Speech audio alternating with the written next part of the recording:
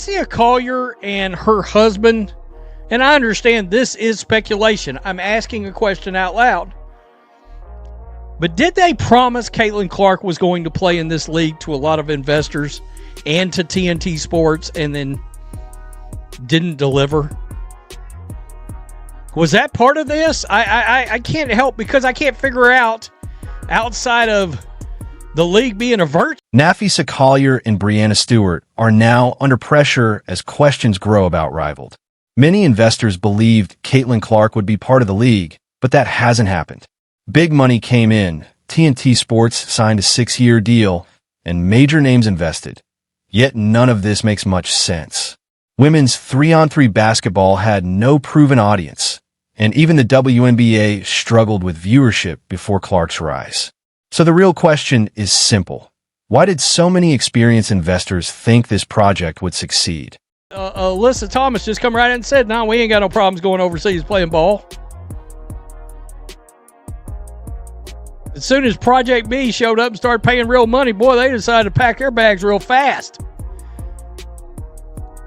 and head overseas. Now, make sure you hit subscribe. Make sure you hit the like button. Make sure you're still subscribed. YouTube. Thank you. Aaliyah Boston just said what Rivaled founders spent months denying. WNBA players were never against playing overseas. The league was built on the claim that players wanted to stay in the U.S. during the off-season and earn good money at home. But as soon as Project B in the Middle East offered strong contracts with real guarantees, players quickly signed up. That's when the whole story fell apart. Its second season, viewership has fell off a cliff. We knew it was going to be bad. I got to admit, didn't know it was going to be this bad. I mean, they have actually exceeded my bad expectations, which is, I couldn't have been much lower. I mean, on the farm animal totem pole of expectations, I was somewhere down around pond scum. All right? But it's worse. What's lower than pond? Unrivaled's second season viewership has completely collapsed. This isn't a small drop or a normal second-year slowdown. It's a major crash that's forcing investors and media partners to question the league's future. According to Awful Announcing, reruns of The Big Bang Theory on TBS are getting nearly 8 times more viewers than live Unrivaled games. Let that sink in. A years-old sitcom is beating a live sports broadcast. That's not just a warning sign. It's a serious emergency. Has had it that, right now, games are streamed on HBO Max. Well, if this sale happens, that may not be the case anymore. Unrivaled's going to lose that streaming option. Now, would it likely find another streaming option? Sure. But when you're in this much uncertainty, that's not a great look. Now, check this out. Unrivaled reportedly has a 6-year media rights deal that TNT can opt out of. Things get even worse for Unrivaled when you look at its media situation. The league is partly owned by TNT Sports, whose parent company, Warner Brothers Discovery, is in the middle of a possible sale. Netflix and Paramount are both trying to buy the company, which puts everything up in the air. Right now, Unrivaled streams on HBO Max, but if new owners take over, that platform deal could vanish overnight. The league would then be forced to find a new home, and that's hard to do when your ratings are this bad. Here's the truly scary part.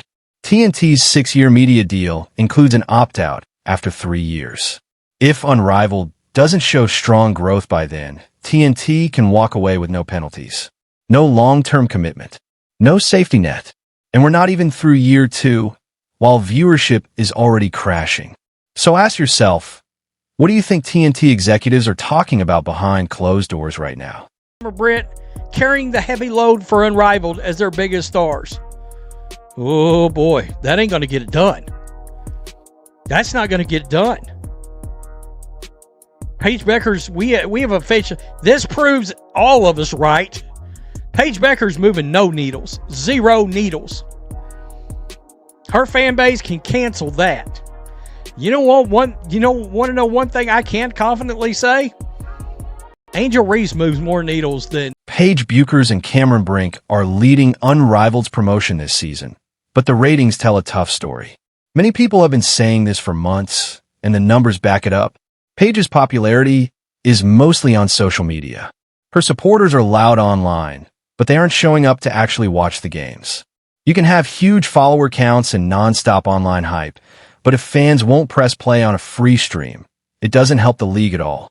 So only 30 or 40 more thousand fans, but regardless, that was there last year, and now it's not.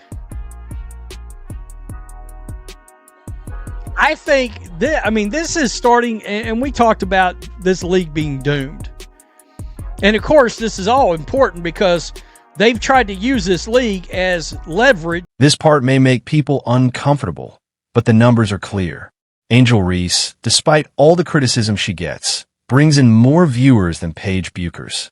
The gap isn't huge, maybe 30 to 40,000 viewers, but it matters. Last season, when Reese played in Unrivaled, those extra viewers showed up. This season, without her, they vanished. That's real impact. And it's something Buchers, even with all the media hype around her, hasn't been able to match. Officially, that leverage is disintegrated. It's gone. In fact, I would venture to say WNBA ownership, NBA ownership are laughing right now. They're smirking. Adam Silver's smirking.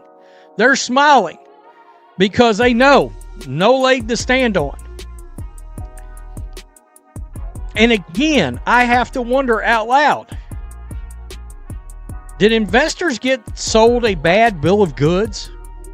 This is important because Unrivaled was meant to be a bargaining tool in labor talks.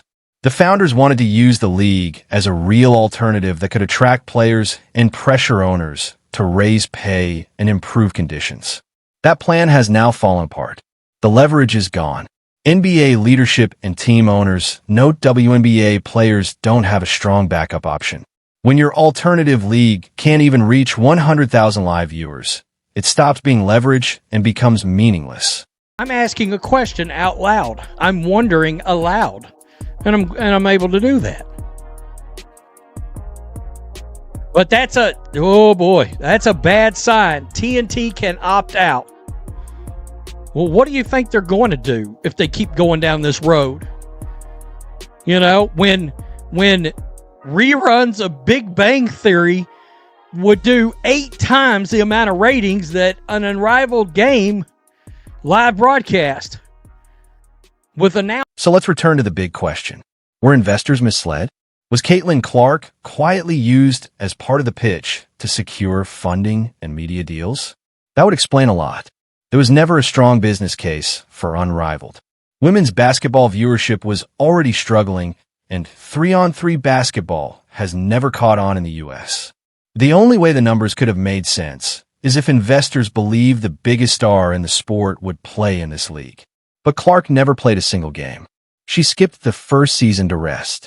When Unrivaled tried again for season 2, she had shoulder surgery and was out for months. Was that just bad timing, or did she see where this was headed and stay away? Either way, investors who expected to see Clark wearing an Unrivaled jersey ended up with nothing. The league it's sunk. It's over. And I still got to wonder why Collier waited so long to decide to have her surgery. I mean, she decided to miss her own league.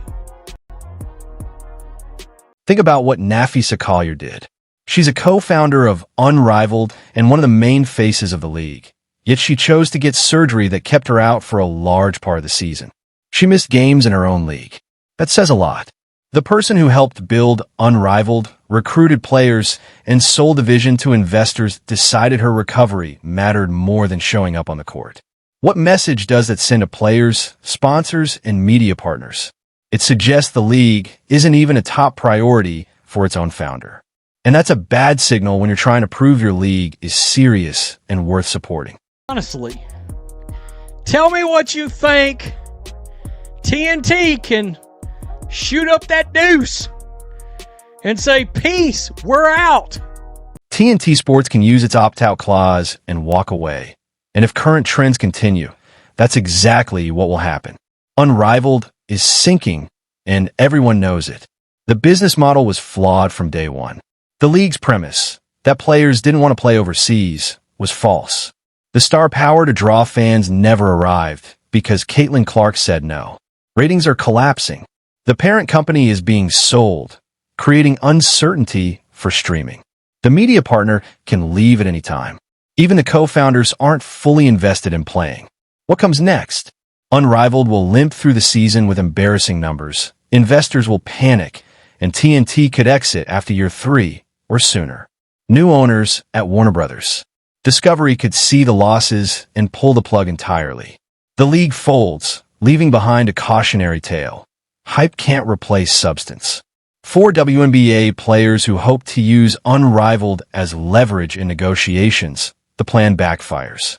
They return to the bargaining table weaker, salaries stay flat, conditions improve little, and the dream of a domestic off-season league competing with overseas opportunities dies. And here's the frustrating part. A domestic women's basketball league could have worked if built carefully. Start small. Focus on key markets with real fans. Control costs. Grow over 5 to 10 years instead of trying to compete with the WNBA immediately. Use existing infrastructure instead of reinventing the wheel. Do that, and maybe the dream could have survived. But that's not what happened. Collier and Stewart aimed for the big win, promised more than they could deliver, took money from investors expecting returns that were never realistic, and built a league doomed from day one. Now, everyone involved is paying the price. The worst part? This failure makes it harder for anyone trying to start a women's basketball league in the future. Investors will see the Unrivaled disaster and say no thanks. Media companies will hesitate to back women's sports without proven audiences. And players are left with the WNBA as their only real option, with no extra leverage. Unrivaled had every advantage. Well-known founders, media coverage, investor capital, and a major network deal. Yet it failed because the core idea was flawed. You can't build a league without an audience, promise returns that aren't realistic, or expect leverage in negotiations from a failing product. Especially when even the founders aren't playing. TNT will likely opt out. Investors will lose money. Players lose bargaining power. And Unrivaled will be remembered as a failed experiment. The final question, will Collier and Stewart take responsibility or blame everyone else? My bet is on the latter. Admitting they sold a dream that couldn't exist is a lot harder than blaming the media, fans, or Caitlin Clark. So, what do you think TNT will do when that opt-out clause comes up? Give the league another year or cut their losses and walk? Drop your prediction in the comments.